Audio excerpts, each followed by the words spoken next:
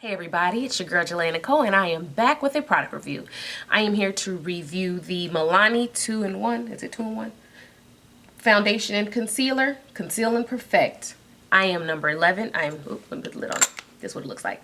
I am number 11, Amber, and it is $9.99 or 10 bucks or whatever at Walmart, and that's where I found mine. Side note, if you want to see how I got this look, click that link below because I did a tutorial on it last week, okay? So, let's get started. Price point, awesome. Let me come in a little more. I don't know why they keep leaving that thing open. But, okay. Price point, awesome. Availability, awesome. Shade range, always good. Like, Milani has a really good selection for us women of color, so I'm always happy about that. When it gets down to the product itself, I do like the packaging. It's really cute. I like the pump. I'm down for a pump. And it says medium to full coverage, and that is definitely check. It says lightweight oil-free formula. It doesn't feel very thick, so I guess I will consider it lightweight, but because it's kind of full coverage for me, I always tend to think, well, that's not really light, but the way it feels, yes, it is lightweight. Oil-free formula, I would say pretty much it's a satin finish on me, but I feel like with their primer it may have some type of oil or something in it that breaks this down. So on its own, okay, check to the oil-free formula. Long wearing, water resistant, and sweat proof. Let's get down to brass tacks. Okay, so long wearing, yes, 6 to 8 hours. And I only get 4 hours if I wear the primer. I only get like 4, maybe to 6 hours with the primer. And that's with me continuously having a damp sponge to try to erase my crease lines.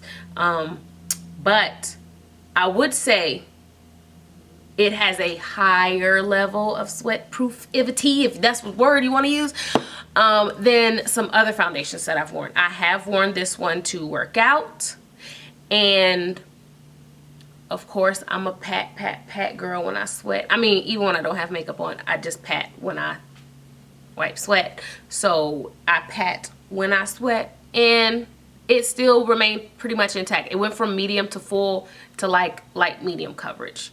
I would say medium. It went from like mostly full coverage to like medium, slightly light coverage because I sweat pretty good at the gym.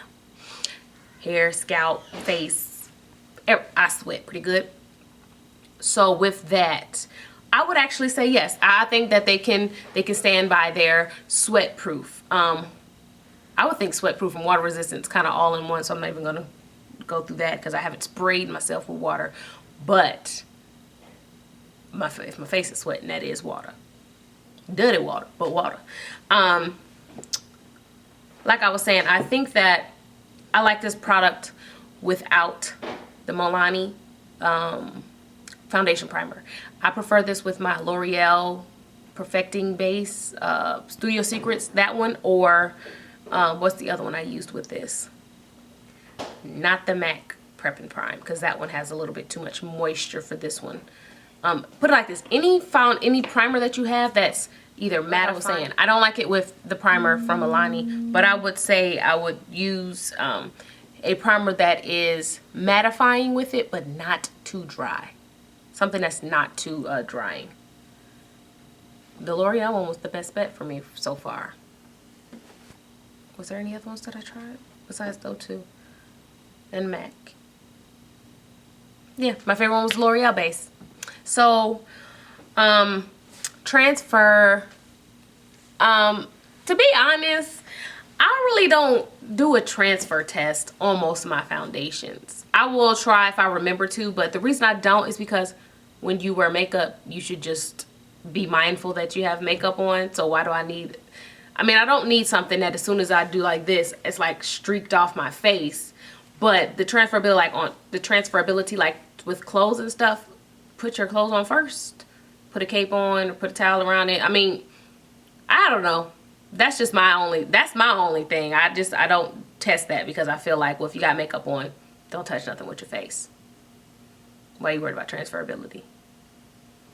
And if you take a nap in it, put a towel on your pillow. So there goes that. That's how I feel about transfer with this. But I don't think it really has much of transfer because you set it with powder. So it all depends on the powder that you use. Bloop, bloop, bloop. Yeah. So I'm going to give this an 8. I really didn't like it with the primer. And I almost hated the foundation. But then I realized, let me change the primer.